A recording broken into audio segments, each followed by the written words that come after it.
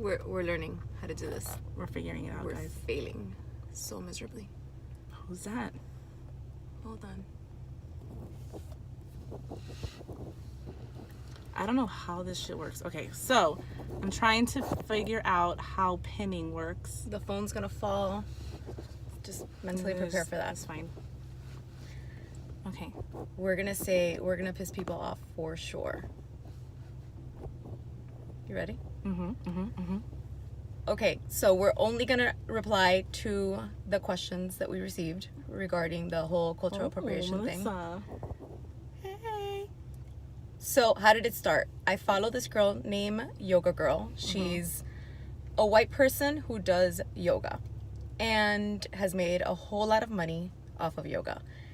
And now she has a huge group of people from India that are kind of calling her a sellout because she has made so much money on their spirituality, and kind of calling out everybody that's white or maybe doesn't follow the Hindu or their traditions properly. Like you? Do you follow it properly? I don't follow my fucking religion properly at all. Properly at all. So calling out everybody that does yoga that's not of that spiritual belief. And now we're wondering if we should stop doing yoga because of this. I legit deleted all my yoga posts on my Instagram because I was super confused whether I used it right or if I was appropriating it, even though I am a POC, a person of color. You're not. I'm super a person of color. Are you? Yeah. See, that already, we're gonna upset people. We've already ruined this at this point. All right, so she brought me into the conversation basically 3 days later, and I don't know what to think about it. I'm teetering between both sides. First side is yes, I do believe that certain cultures are monetized and we're profiting off of them. Especially spiritual cultures. I'm not necessarily talking even about fashion or food. I'm talking about spiritual practices like yoga or even a dream catcher. A dream catcher is also considered cultural appropriation. And I want to say that everybody that I know owns a dream catcher. I have or 4 crystals. I have crystals and I don't really know if I use them right. I just kind of have them for decoration. And now everybody owns a teepee, and teepees are super cool to have.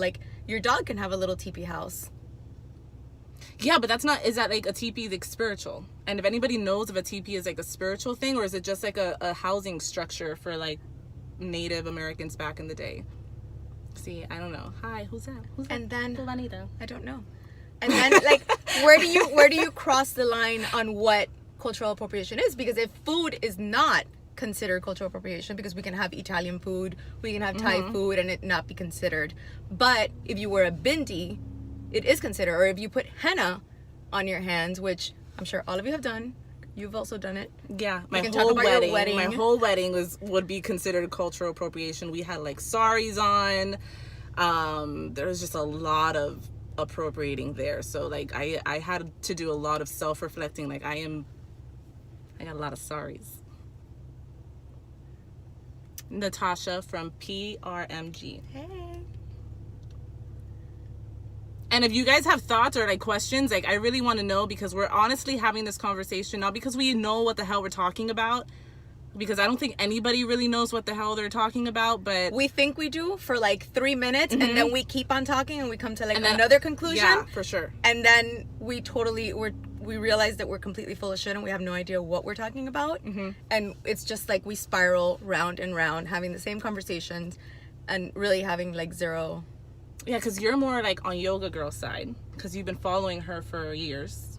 Correct. And I am more on this Hindu woman side, which it's at yoga. So if you guys kind of want to get involved in it, it's at Yoga Girl or at yoga_girl, and it's at Miss Vanisic, which I think Instagram actually blocked her page because of all the hate comments that were going back and forth due to this whole topic. So I don't know how that's working. And when it comes to that, I am totally 100% in agreement that maybe Yoga Girl wasn't correct, and maybe that there are things that she does have to fix, or maybe touch upon the history of yoga more and give credit to that. But I also do believe that this woman was not giving her the chance to do so. She was kind of really upset at her and attacking her. And I think when you're going to try and have a healthy conversation in regards to anything, going at a person in an attack mode is not the way to do it. Like, that's not the way you're going to get a person to genuinely listen to you. Like, we all know yoga as, like, a fitness thing, right? We all do yoga, or not all of us, but I do yoga for fitness. And it makes you think, like, okay, I've been doing yoga for fitness because it's really normal. It's normalized here in America for it to be like a lifestyle fitness, and we buy the yoga clothing, and we have people who tattoo like the Om symbol on them, a lot of shirts with like the mandalas on them. And so it makes, when we're confronted with this whole thing, like when you're confronted with a Hindu person saying, hey, do you know that this is, I don't know what happened there. Yeah. So if you have someone who's confronting you with this issue, we have like bad connection. Hold on. Okay, so do you stop? Stop. I'm a time. So like, do you, bro, Instagram is being so stupid right now. Maybe Instagram is behind this whole thing. This message was brought to you by Perrier. Just kidding, it wasn't. Okay. So do you stop when you're confronted with this? Do you like self-reflect, or do you say like, shit, like I don't give a fuck what you care? Like what you care about, and I don't care about the history of yoga. Or you're being too sensitive. You're being too sensitive. Let it go, which a lot of people have taken that stance on it. Which I do think that we are super sensitive about a lot of topics in the U.S. Yeah, but I also don't think that you should choose what is a sensitive topic to another person, because you're not part of that culture, so you don't know what they've had to go through. Okay, so then where do you draw the line? Like, are you sensitive? Can you only be sensitive about things of like spirituality when some people are not spiritual at all? Like some people do yoga and don't believe in God whatsoever. Or do you just have to be sensitive like when it comes to food and fashion and cornrows and how Madonna dressed at the VMAs, or like it just like where does it begin and where does it end, and where do you draw the line? Like I don't understand. I'm trying to figure out. I wish there were more people here that were of this specific race or had the specific culture who can fill me in, because I really want to know, because I'm struggling with even knowing whether I should even practice yoga, or if I'm just appropriating it, or if I'm just contributing to this shit. But I think that if you're genuinely following yoga because you want to grow from it and you want some sort of enlightenment, and you are, now that this has come to your attention, right? And you can either choose to be like, okay, no, this is fucking stupid. I'm not gonna like feel bad for doing yoga. I'm not doing anything wrong, and just completely ignore the fact that there is a culture out there that finds that disrespectful in a way. Or B, you can be like, okay, I hear you, I understand you. I'm gonna be more sensitive to it. I'm gonna learn more about the spiritual side of it. I'm gonna take the steps in order to respect your culture. Yeah. I think that that's what it comes down to, at least for me. I wouldn't go the route of, okay, well then I'm just never doing yoga again. Goodbye. Because I think at that point you're not sharing your culture, you're not educating, you're not, at that point we're not growing together in any way, which I also don't think. I would love to continue doing yoga, but I also want to be extremely respectful to what's been confronted right at this moment, because now it makes me self-reflect at a lot of times that maybe I have been confronted with specific things that I've said, like maybe something racist against like the Black community or sexist, and whether I do that a lot. And so I don't know, like it makes me self-reflect on a lot, and I'm not gonna end up being perfect, and I don't think that's the goal. I just think I really want to call myself out on bullshit, and if I can't call myself out on bullshit, am I ever growing? Am I just an asshole? Right. And we need to learn how to get comfortable with uncomfortable conversations. Yeah, I think that's a bigger So that should be our goal. Getting comfortable with uncomfortable conversations. Oh my God, for sure. Like, so we're going to start doing that. We're going to only have, really when we go live, we're only going to have super uncomfortable conversations. So whether it be like religion or abortions or the Me Too movement, we disagree on all of it. On all of it.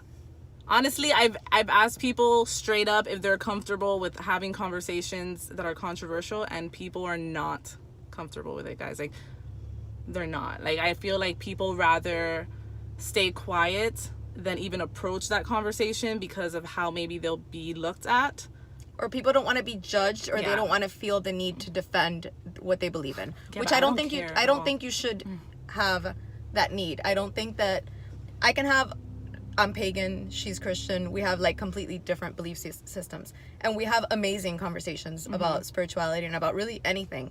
And I think that when you entertain and listen to a conversation, or have a conversation where you can listen to the other person without having to believe exactly what they're telling you, is when you can kind of educate yourself and grow empathy for the other person without having, like, I don't have to sit there and believe everything that you believe in order to understand where you come from, or in order to see myself in, like, by your perspective. Yeah, not at all. And I mean, I feel like Christians can be a little harsh sometimes. Pagans too. Yeah, but I feel like, no, I love having conversations where, like, you're not agreeing wholeheartedly with another person about spirituality, especially because, to me, I feel like we touch on spirituality a lot because it's probably a really important conversation to have for people who are spiritual and who feel like that's the most important part of their life, because it is the most important part of my life. So I don't know, man. So we're just more confused. Yeah, we're more confused now than when we started having this conversation a week ago. Like, I was super pro this Hindu woman. I don't even know her real name because she never really shared her real name. I was pro her, but then she started mentioning something about cherry picking your beliefs, in which I do believe you can kind of cherry pick your spirituality and pick and choose what you believe in and what you don't. And then she said she didn't want to be compared to pagans, and that hurt my feelings because I didn't think that was very nice. Well, you can't be hurt by it. But it was. But yeah. Okay, so next week, give us a topic to talk about. Yeah. Hopefully not abortions, because I don't like that one Melissa very much. Melissa and I have talked about code switching, because she just had this whole conversation at her class, because she's a teacher. Shout out to Melissa. And that's a really good conversation too. But I just had this conversation about feminism inside the house, and that was, we almost lost a friendship. We did. I got called all types of names. I almost put racist and assholes in graffiti in front of their house. So give us a subject to talk about next week. Yeah, so we can fight about it. Thank you. I don't even know how to turn this off. I'm not going to pretend to be cool. How do you... First you end it.